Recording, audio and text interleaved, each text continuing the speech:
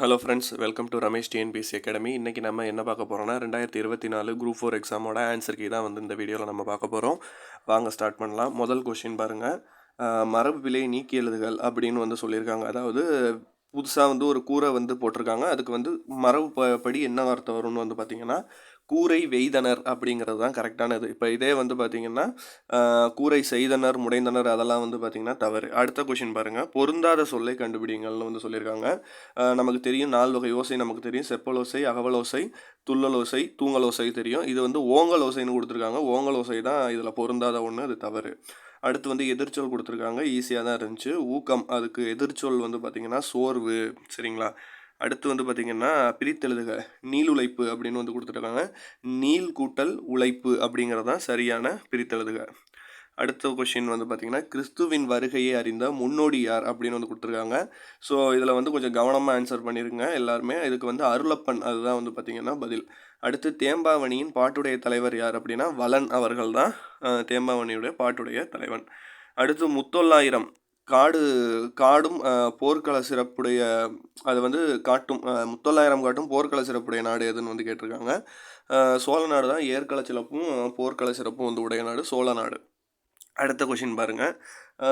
ஒரு பாடல் வரிகள் கொடுத்துருக்காங்க. மொழியார் செவ்விதி கிளர்ந்து தேர்தல் வேண்டாது குறித்ததன்று தோன்றிய புலனென மொழி புலர்ந்துணர்ந்தோரே அப்படின்னு வந்து இந்த தொல்காப்பியரின் வரிகள் வந்து எந்த இலக்கியத்தில் வருதுன்னா பல்லிலக்கியங்களில் வந்து வருது. அடுத்து சந்து இலக்கியம், பாயில் இலக்கியம் என அழைக்கப்படும் நூல் எதுன்னு வந்து பார்த்திங்கன்னா அழைக்கப்படக்கூடிய இலக்கியம் எதுனா தூது இலக்கியங்களை தான் சந்து இலக்கியம், வாயில் இலக்கியம் அப்படின்னு வந்து சொல்கிறாங்க. ஸோ இன்றைக்கி இந்த கொஷின் வந்து ஈஸியாக தான் இருந்துச்சு. நிறைய கொஷின் வந்து 2 வாட்டி, நிறைய இன்ஃபர்மேஷனே 2 வாட்டி 3 வாட்டிலாம் வந்து ரிப்பீட் ஆகிருந்துச்சு. ஸோ நிறைய கொஷின் ஈஸியாக தான் இருந்துச்சு. உலகின் பல்வேறு பகுதிகளில் நடந்த நிகழ்வுகள் படமாக்க காட்டப்படுவதற்கு வந்து செய்தி படம் அப்படின்னு வந்து பெயர். அடுத்து இந்த கொஷினுக்கு வந்து கொஞ்சம் ஆன்சர் டவுட்டாக இருக்குது. இந்திய மொழியின் நவீன கதை இயக்கத்தினை தொடக்கத்திலேயே செழுமைப்படுத்தியவர் யார்? இதுக்கு மோஸ்ட்லி வந்து ஏதான் ஆன்சராக இருக்குது. ராமையா அவர்கள் தான். ஸோ புதுமை பித்தன் சிலர் வந்து கிளைம் பண்ணுறாங்க. ஸோ இதை மட்டும் நான் செக் பண்ணிட்டு சொல்கிறேன். தெருக்கூத்தை வந்து பார்த்திங்கன்னா தமிழ் கலைகளில் முக்கிய அடையாளமாக உருவாக்கியது யாருன்னா முத்துசாமி ஐயா அவர்கள். ஸோ முத்துசாமி ஐயாவை பற்றியும் 2 வாட்டி வருது. ஸோ காந்தியடிகள் பெற்றோரிடம் அன்பு காட்டு நடந்து கொள்ள காரணமாக அமைந்த நூல் வந்து பார்த்திங்கன்னா சிவரண பிரதுர்த்தி. அதுதான் வந்து பொய் பேசாமல் இருக்க தான் ஹரிச்சந்திர நாடகம். So options change. அடுத்து வந்து பார்த்திங்கன்னா பிறவினை சொற்களை கண்டுபிடிக்க சொல்லியிருக்காங்க. இந்த ஆப்ஷன்ஸில் கொடுத்ததுலேயே வருந்தினன், அப்புறம் வந்து திருந்தினன், இதுதான் வந்து பார்த்திங்கன்னா பிறவினை சொற்கள். நீங்கள் ஒரு வேர்டை மட்டும் பார்த்துட்டிங்கன்னா பக்கத்தில் கொடுத்துருக்கிறது வேறு யாருக்கு. ஸோ கவனமாக ஆன்சர் பண்ணுங்கள். அடுத்து வந்து பார்த்துங்க பூங்குழலி யாழ் மீட்டினாள், இது என்ன வகையான தொடர்னு கண்டுபிடிக்க சொல்லுங்கள். இது செய்வினை தொடர். அடுத்து விடைக்கேற்ற வினா அமைத்தல். வணிக அறிவியல் முதலீட்டை பெருக்குவதற்காக பொருட்களை கண்டுபிடித்தனர். இதுக்கு வந்து எத்தகைய முதலீட்டை பெருக்குவதற்காக பொருளை கண்டுபிடித்தனர் தான் சரியான வினாவாக இருக்கும். 11 இதை வந்து இதுக்கு வந்து 11 அப்படின்னா அது வந்து 18 குறிக்கும். இது நம்ம எல்லாருக்குமே தெரிஞ்சது தான். அடுத்து இனியவை 40 பாடல் நூலின் ஆசிரியர் யாருன்னு வந்து பூதஞ்சேந்தனார். இதெல்லாம் வந்து நம்ம அற இலக்கியங்கள் எல்லாம் பார்க்கலையே நம்ம பார்த்துருந்தோம். அடுத்து பூவையும் குயிலையும் புலங்காய் வண்டுரும். இதில் வந்து பூவையும் என்பது எதை குறிக்கும்னா நாகன உத்தரகாண்டம் எழுதியது யாருன்னு வந்து பார்த்தீங்கன்னா ஒட்டக்கூத்தர் அவர்கள் தான். இதை வந்து 7வது காண்டம் கம்பராமாயணத்தில் அப்படின்னு வந்து குறிப்பிடுவாங்க. உத்தரகாண்டம் எழுதியது வந்து ஒட்டக்கூத்தர் அவர்கள். அடுத்த கொஷின் பாருங்கள். திருக்குறள் மூலத்தை நேரடியாக படிக்க விரும்பியதாலேயே தமிழ் பயில தொடங்கினேன்னு கூறியது யாருன்னு வந்து பார்த்திங்கன்னா மகாத்மா காந்தியடிகள் தான். அடுத்த கொஷின். தமிழக அரசின் பாவேந்தர் நினைவு பரிசை பெற்ற முதல் பாவலர் யாருன்னா உவமை கவிஞர் சுரதா. அடுத்த கொஷின் பாருங்கள். பகுத்தறிவு கவிராயர் 2 இடத்துல கேட்டிருந்தாங்க. பகுத்தறிவு கவிராயர் நமக்கு ஏற்கனவே தெரியும். மரபு கவிதைனாலே ஒரு 7 பேர் தான் வருவாங்க. அதில் இவரும் ஒரு முக்கியமான ஒருத்தர், உடுமலை நாராயண கவி. இந்த வாட்டி முடியரசன் ஐயா பற்றி பெருஞ்சித்திரனாரை பற்றிலாம் நிறைய கொஷின்ஸ் வரல. ஸோ கொஞ்சம் டிஃப்ரெண்ட்டாக அட்டம் பண்ணியிருக்காங்க. வாழ்வினில் செம்மை செய்பவள் நீயே அப்படின்னு தமிழ் தாய் வாழ்த்த பாடியது யாருன்னா பாரதிதாசன் அவர்கள். வா என்பதன் வேர் சொல்லின் வினைமுற்று கேட்டிருக்காங்க, வந்தால். சரிங்களா? அடுத்து ராமன் வந்தான், இது எந்த வகை தொடர்னு கேட்டிருக்காங்க, எழுவாய் தொடர். அடுத்த கொஷின் பாருங்கள். ஒரு அடியில் 1, 3, 4 சீரோடைய முதல் எழுத்து அளவெடுத்து 2ஆம் எழுத்து ஒன்றி வருதல். ஸோ எதுகைன்னு நமக்கு தெரிஞ்சிருச்சு. 1, 3, 4 வர்றது வந்து பார்த்திங்கன்னா இன்க்ரீஸாக இருக்குது, அப்போ மேற்கருவாய். சரிங்களா? அடுத்து இந்த கூட பாருங்கள், இதில் நிறைய பேர் வந்து பார்த்திங்கன்னா மோனைனோன்னா முதல் எழுத்துனோன்னே பாவுக்கும் நாவுக்கும் பார்த்துருப்பீங்க. ஆனால் இந்த பக்கம் அடிவரிசையில் பார்க்கணும். ஸோ இதுக்கு வந்து பார்த்திங்கன்னா 1, 3 எல்லாத்துலேயும் வந்து பாருங்கள் 1வது சீரும் 3வது சீரும் ஒன்றி வருது முதல் எழுத்து. ஸோ அப்போ 1, 3 வந்தால் பொழிப்பு மோனை. எவ்வகை வாக்கியம்னு கண்டுபிடிக்கணும். பூக்களை பறிக்காதீர். இது வந்து பார்த்திங்கன்னா செய்தி வாக்கியம்லாம் கிடையாது. இது வந்து கட்டளை இடுற மாதிரி இருக்குது. கட்டளை வாக்கியம். அடுத்து வந்து இமிலிசை. இதை வந்து பார்த்திங்கன்னா வினைத்தொகை. சரிங்களா? பண்பு தொகை வராது, வினைத்தொகை. மல்லிகை சூட்டினால், இது வந்து பொருளாக பெயரில் வரதுனால இது பொருளாக பெயர் தான். அடுத்து வந்து அறிவியல் அறிஞர்களை கொடுத்து கண்டுபிடிப்புகள் வந்து கேட்டிருக்காங்க. இதில் வந்து பார்த்திங்கன்னா இப்போ அலெக்சாண்டர் பெயின் வந்து நமக்கு தெரியும் மின்னணு மாற்ற அச்சிடுதல் அதுக்கு இருப்பாங்க. ஹாங் மார்க்னிக்சிக் அவர் வந்து இணைய வணிகம். இல்லை ரொம்ப ஈஸியாக மன்னிக்கணும், ஹாங் மார்க்னிக்ஸ் அவர் வந்து பார்த்திங்கன்னா அவர் தான் வந்து இந்த எந்திரம் கணினி மூலம் தொலைநகல் எடுக்கக்கூடிய அந்த இது கொடுத்துருந்தாங்க. நம்ம ஈஸியாக சொல்லணும்னா பண இயந்திரம், தானியங்கி பண இயந்திரம் ஜேம்ஸ் பாரன் அவர்களை வந்து பார்த்தீங்கன்னா ஜான் பாரனை வந்து போட்டுடலாம். ஸோ ஃபஸ்ட்டுக்கு ஏதான் ஆன்சர். அடுத்து வந்து தமிழின் பதிப்பு உலகின் தலைமகன் அப்படின்னு போற்றப்பட்டவர் யாருன்னு வந்து பார்த்திங்கன்னா சி.வை. தாமோதரனார். அடுத்து 2 கூற்றுகள் கொடுத்துருந்தாங்க.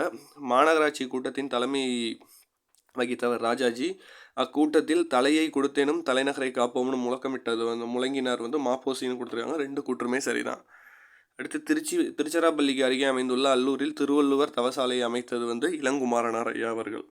அடுத்து ராஜராஜ சோழனுக்கு கோவில் கட்ட வேண்டும் என்று ஆர்வம் தூண்டிய கோவில் எதுன்னு வந்து பார்த்திங்கன்னா ராசசிம்மேஸ்வரம் அந்த கோவில் தான்.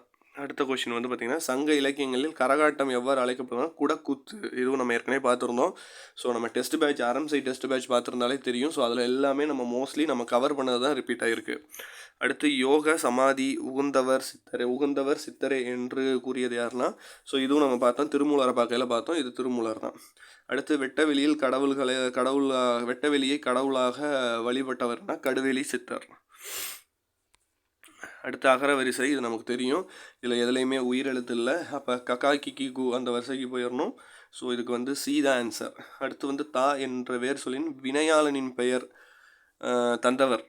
அடுத்து வேர்ச்சொல்லோட கண்டுபிடிக்க சொல்லியிருக்காங்க. சென்றால் அப்போ இதோட வேர்ச்சொல் செல். அடுத்து 3 வகையான லானாக்களை வச்சு கொடுத்துருக்காங்க. சூல்னு கொடுத்துருக்காங்க. இந்த 3வது இருக்க சூல் சபதம் நமக்கு தெரியும், சூளுரைத்தல். ஸோ அதை தெரிஞ்சிருந்தாலே ஆப்ஷன் ஏ ஈஸியாக போட்டுடலாம்.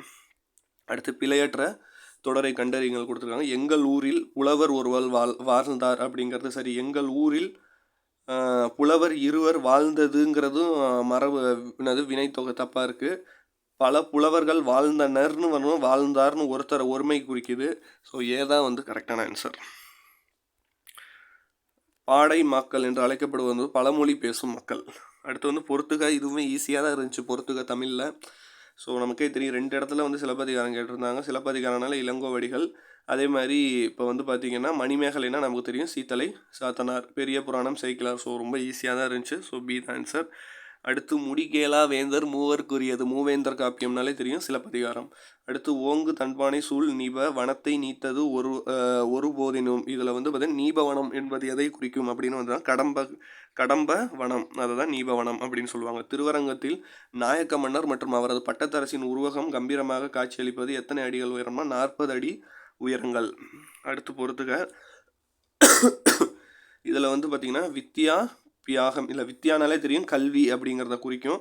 ஸோ அதிலே ஈஸியாக தெரிஞ்சிடும். ஸோ 2 இடத்துல வித்தியாங்கிறது வருது, 2லையுமே கல்விங்கிற தொடர் இருக்குது. ஸோ இதுக்கு டி தான் ஆன்சர்.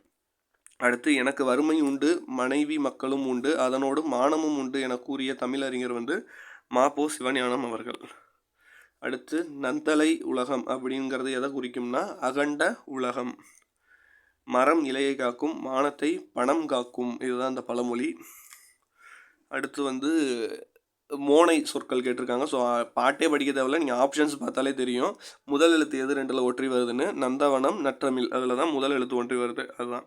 அடுத்து நெல்லிக்காய் மூட்டையை கொட்டினது போல். இதில் இருக்கக்கூடியது வந்து பார்த்திங்கன்னா ஒற்றுமை இல்லாமை. அதோட வெளிப்படைத்தன்மை எப்படி இருக்குன்னா உருண்டு சதறி ஓடிடும். அது வந்து ஒற்றுமையாக இருக்காது, அதனால் ஒற்றுமை இன்மை. பயனில்லா கலர் நிறத்துக்கு ஒப்பானவர்னு திருவள்ளுவர் யாரை சொல்கிறாங்கன்னா படிக்காதவங்க, கல்லாதவர்கள் அதுக்கு அர்த்தம். கல்லாதவர்னா படிக்காதவங்கன்னு அர்த்தம். திருக்குறளின் வழியாக துன்பப்படுபவர் யாருன்னு வந்து பார்த்திங்கன்னா நாவை காக்காதவர். என்ன வார்த்தை பேசுகிறோம் என்ன பண்ணுறோங்கன்னு புரியாமல் பண்ணுறவங்க தான் துன்பப்படுவாங்க. அடுத்து பாருங்க, திருக்குறள் கொடுத்து அதனுடைய அணி நச்சு நச்ச படாதவன் செல்வம் நடுவுலும் நச்சு மரப்பழுத்தன்று. இது வந்து பார்த்திங்கன்னா உவமை அணி. அடுத்து ஔவையார் இயற்றிய நூல் ஞானக்குறள். சரிங்களா, ஞானக்குறள் தான். ஏன்னா வெற்றி வைக்கை அதெல்லாம் கிடையாது. ஞானக்குறள். நிறைய பேர் வெற்றி வேந்தன் நினச்சி சூஸ் பண்ணியிருப்பீங்க. ஞானக்குறள் தான் ஆன்சர். புலமை பெருங்கடல் என அழைக்கப்படுபவர் உவே சுவாமிநாதன் அவர்கள். அடுத்து காந்தியடிகள் தமிழகத்துக்கு வருகை தரும்போதெல்லாம் அவருடைய மேடை பேச்சை மொழிபெயர்த்தவர் திருவி கல்யாண சுந்தரம் ஐயா அவர்கள். தமிழ் வடமொழியின் மகள் என்று அது தனி குடும்பத்திற்கு உரிய மொழி. சமஸ்கிருத கலப்பின்றி அது தனித்தியங்கும் ஆற்றல் பெற்ற மொழின்னு கூறியது கால்டுவெல் அவர்கள். தாதா சாஹேப் பால்கே விருது முதலில் தொடங்கப்பட்ட ஆண்டு 1969. நாடகக்கலையை மீட்டெடுப்பதே நமது குறிக்கோள் என்று சூளுரைத்தவர் யாருன்னா முத்துசுவாமி அவர்கள். குந்தி தின்றால் குன்றும் கரையும் அப்படிங்கிற பழமொழிக்கு என்ன பொருள் அப்படின்னு வந்து பார்த்திங்கன்னா உழைக்காதவன் செல்வம் அழியும். அடுத்து திரும்பவும் அகரவரிசை. இதில் ஒரே ஒரு இது மட்டும் உயிரெழுத்து கொடுத்துட்டாங்க. நம்ம ஏற்கனவே இலக்கணம் பார்த்துருந்தோம். அகரவரிசையில் உயிரெழுத்துக்கு முதன்மை முக்கியத்துவம் கொடுக்கணும். அப்போ பி தான் ஆன்சர். மற்றதெல்லாம் அதன் பிறகு தான். பாரதியார் பாடல்கள் இதில் எதுன்னு வந்து பார்த்திங்கன்னா குயில் பாட்டு. நமக்கு தெரியும் கண்ணன் பாட்டு, குயில் பாட்டு, பாஞ்சாலி சபதம்லாம் வரும். குயில் பாட்டு. இதில் பாட்டை விட கீழே பார்த்தீங்கன்னா ஒரு வரிகள் கொடுத்துட்டு இரட்டர மொழிதல் பாடலின் ஆசிரியர்னு கேட்டுட்டாங்க. இரட்டர மொழிதல்னாலே காலமேக புலவர் தான். அதை கவி காலமேகம்னு கொடுத்துருக்காங்க. ஸோ சி தான் ஆன்சர். அடுத்து மனோன்மணியத்துடைய குறிப்புகள் கொடுத்துருக்காங்க. மனோன்மணியத்தின் கிளை கதையே சிவகாமியின் சரிதம் கரெக்டு. நூலின் தொடக்கத்தில் கடவுள் வாழ்த்து பாடலாய் தமிழ் தாய் வாழ்த்து இடம்பெற்றுள்ளது சரி. எளிய நிலையில் வெண்பாக்களால் அமைந்துங்கிறது மட்டும் தவறு. மனோன்மணியம் தமிழின் முதல் பாவடிவ நாடக நூல், அது சரி. ஸோ சி தான் ஆன்சர். அடுத்த கொஸ்டின், நாகரீகம் கருதி மறைமுகமாக குறிப்பிடுதல் இடக்கரணங்கள் சரி. மங்களமான சொற்களை மாற்றி மங்களம் இல்லாத சொற்களை குறிப்பிடுதல் மங்களம்னு கொடுத்துருக்காங்க, தப்பு. அவமங்கலமாக இருக்கக்கூடிய, அதாவது ஒரு தவறான வார்த்தையை கூட அது மங்களமான வார்த்தையை வச்சு நம்ம சொல்லுவோம். ஸோ ரெண்டாவது தவறாக இருக்குது. ஒரு சொல்லுக்கு மாற்றாக வேறொரு சொல்லை பயன்படுத்தும் முறையே இடக்கலடங்கள் மங்களம்ங்கிறாங்க. ஸோ மூணாவது சரி, இதுதான் ஆன்சர். வெண்பாவின் ஓசை செப்பல் ஓசை. இந்த பொறுத்துக்க பாருங்கள், மீண்டும் ரொம்பவே ஈஸி தான். காலம் வேறு வேறையாக இருக்குது, அதனால் யாரும் நம்மளால் பிரிச்சுக்க முடியுது. காலக்கணிதம் கண்ணதாசன். முல்லைப்பாட்டு நமக்கே தெரியும் அப்பூதனார். காசியா கண்டம் வந்து பார்த்திங்கன்னா காசி கண்டம் வந்து அதிவீர ராமமணியன். திரும்பவும் சிலப்பதிகாரம் இளங்கோவடிகள். அடுத்து படைப்பாளன் தனது கருத்தினை வந்து உணர்ச்சியோடு வெளிப்படுத்தும் வகை செய்கிறது வந்து கவிதை. மக்கள் கவிஞர் நமக்கே தெரியும் பட்டுக்கோட்டை கல்யாண சுந்தரம். பகுத்தறிவு திரும்பவும் உடுமலை நாராயணகவி வராரு. தவறான கூற்று, ஆசியாவிலே மிக பழமையான உணவகம் தஞ்சை சரஸ்வதி மகால். இதுவுமே 2 வாட்டி வந்துருந்துச்சு, அது சரி. ஆனால் இந்தியாவின் முதல் பொது நூலகம் கொல்கத்தா நடுவண் நூலகம். இது மும்பை கொடுத்துருக்காங்க, தப்பு. மற்றது எல்லாமே கன்னிமாரா நூலகத்தில் அதிக தமிழ் நூலகம் இருக்குது. கொல்கத்தா இந்திய தேசிய நூலகம். ஸோ இதெல்லாமே கரெக்ட். மீனாட்சி சுந்தரனார் தல புராணம் பாடுவதில் சிறந்தவர். இதை எப்படி வினாவாக மாற்றலான்னா தல புராணம் பாடுவதில் சிறந்தவர் யார். அடுத்து செந்தமிழ். இதனுடைய இலக்கண குறிப்பு வந்து பார்த்திங்கன்னா பண்பு தொகை. அடுத்து காவிய தரிசனம் அப்படிங்கிற வடமொழி நூலை தழுவி எழுதின வடமொழி நூலின் தமிழ் நூலாக அமைந்தது எதுனா தண்டி அலங்காரம். அடுத்து வந்து சொற்களை ஒழுங்குபடுத்தி சொற்றொடராக்குதல் வந்து பார்த்திங்கன்னா இகழ்வேந்தர் சேர்ந்தொழுகுவார். இதுதான் அதுக்கு சரியான சொற்றொடர். கரைவேறு. இதில் வந்து ஐ வந்து நமக்கே தெரியும் 2ஆம் வேற்றுமை தொகையுடைய உவம உறுப்பு. அது 2ஆம் வேற்றுமை குறிக்கும் தான் குறிக்கும், ஐ தான். அடுத்து வந்து புறநானூற்றின் சில பாடல்களை ஆங்கிலேயத்தில் மொழிபெயர்த்தவர் G.U. போப் அவர்கள். அடுத்து வளவன் ஏவா வானூர்தி. இந்த வரிகள் இடம்பெற்ற நூல் எதுன்னு வந்து பார்த்திங்கன்னா அதுவும் புறநானூறு தான். ஸோ அடுத்த கொஸ்டின் பாருங்கள், திருப்பியும் புறநானூரை பற்றி கேட்டிருக்காங்க. புறநானூறு எனும் நூலில் the 400 songs of war and wisdom and anthology of poems for classical Tamil and the Purananuru அப்படிங்கிற தலைப்பில் மொழிபெயர்த்தது யாருன்னு வந்து பார்த்திங்கன்னா ஜார்ஜ் எல் ஹார்ட் அவர்கள் தான். ஆசியாவிலே மிக பழமையான நூலகம் இப்போ தான் ஏற்கனவே பார்த்தோம், தஞ்சை சரஸ்வதி மகால். அடுத்து வந்து பார்த்திங்கன்னா மஞ்சள் காமாலையை எளிதில் மஞ்சள் காமாலைக்கு எளிய மருந்தாக இன்னும் பயன்படும் செடி எதுன்னா கீழ்வாய் நெல்லி கொடுத்துருக்காங்க. கீழ்வாய் நெல்லி, கீழ்காய் நெல்லி, கீழா நெல்லின்னு 3 கொடுத்துருக்காங்க. 3மே சரியான பதில் தான். அடுத்து உப்பள தொழிலாளர் உவப்பவர் வாழ்க்கையை குறிக்கும் புதினம் எதுனா கரிப்பு மணிகள். தினத்தந்தி நாளிதழின் பணியாற்றிய தமிழ் படைப்பாளர், இதுவும் பார்த்தோம், பா. சிங்காரம் அவர்கள். முத்துராமலிங்க தேவரை தேசியம் காத்த செம்மல் என்று பாராட்டியவர் திருவி கல்யாண சுந்தரம் அவர்கள். மணக்குரங்கு, அதாவது குரங்கு மனம்ங்கிறதான் அப்படி மாறி வந்திருக்கு. உருவகம், அதனுடைய இலக்கண குறிப்பு உருவகம். பொருந்தாத சொல் கேட்டிருக்காங்க. கடல், ஆளினாலும் கடல், பறவைனாலும் கடல், இந்த வை இருக்குது. ஆறுங்கிறது மட்டும் தவறு. அடுத்து பிழை திருத்தம். மயில் அகவும் குயில் கூவும் ஆந்தை அலரும், மற்றதெல்லாம் மாற்றி கொடுத்துருக்காங்க. சி தான் ஆன்சர். அடுத்து பிழை திருத்தம். எங்கே வல்லினம் மிகும் மிகாது வாழப்பழ தோல் அங்கே வரும். அதே மாதிரி பார்த்தீங்கன்னா ஏழை கிழவன்கிறதுக்கும் வரும். வியாழன் கிழமை. ஸோ சி தான் ஆன்சர். ஓரெழுத்து ஒரு மொழி ஒரே ஒரு கொஷின் தான் இந்த வாட்டி வந்துருந்துச்சு. ஐ என்பதற்கு தலைவன் என்று பொருள். அடுத்து பாருங்கள், தமிழ் சொல். ஃப்ரிக்ஷன் என்பதற்கு புனைவு. அடுத்து கத்தும் குயிலோசை சற்றென காதிர் பட வேணும்னு பாரதியார் வரிகளை கொடுத்து வலுவமைதி. இதில் எதுன்னு கேட்டாங்க, கத்தும் குயிலோசை சொல்லிடுறாங்க, குயில் கூவும், அப்போ இது மரபு வலுவமைதி. அடுத்து மணிமொழி கோவை அடைமொழி நூலை குறிப்பிடும் நூல் நான்மணிக்கடிகை, முதுமொழி காஞ்சி, ஆசார கோவை. இது ஏற்கனவே நம்ம அறநூல்களில் பார்த்துருந்தோம். அடுத்து திருவிருத்தம் எனும் நூலின் ஆசிரியர் நம்மாழ்வார் அவர்கள். திருக்கேதார பதிகத்தை பாடியவர் யாருன்னா சுந்தரர் அவர்கள். அடுத்து பார்த்திங்கன்னா மார்கழி திங்களில் திருமால் கோவிலுக்கு வீடுகளிலிருந்து ஓதப்படும் பாடல் இதுவும் நம்ம பார்த்துருந்தோம், திருப்பாவை. அடுத்து தமிழ் பெருங்காவலர் என்று சிறப்பு பெயருக்குரியவர் யாருன்னு பார்த்திங்கன்னா தேவநேய பாவனர். ஸோ ஏற்கனவே நம்ம ஜிஎஸ் ஆப்டிடியூடு பார்த்துட்டோம். இதோட தமிழ் ஆன்சர்க்கையும் பார்த்துட்டோம். உங்களுக்கு இந்த வீடியோ பிடிச்சிருக்குன்னு நினைக்கிறேன். உங்கள் ஃப்ரெண்ட்ஸுக்கும் ஷேர் பண்ணுங்கள். உங்களுக்கு வேறு ஏதாவது வீடியோஸ் வேணால் கமெண்ட் பண்ணுங்கள். மோஸ்ட்லி நம்ம டெஸ்ட் பேட்ச்லையும் ஆன்சர் கீ டிஸ்கஷன் வீடியோஸில் போட்ட கொஷின்ஸ் தான் நிறைய ரிப்பீட் ஆகிருக்கு. ஸோ யார் எவ்வளோ மார்க்ஸ் வருங்கிறத கமெண்ட் பண்ணுங்கள். தமிழில் எவ்வளோ எடுத்திருக்கீங்க கரெக்டானு கமெண்ட் பண்ணுங்கள். அடுத்த வீடியோவில் சந்திப்போம். நன்றி, வணக்கம்.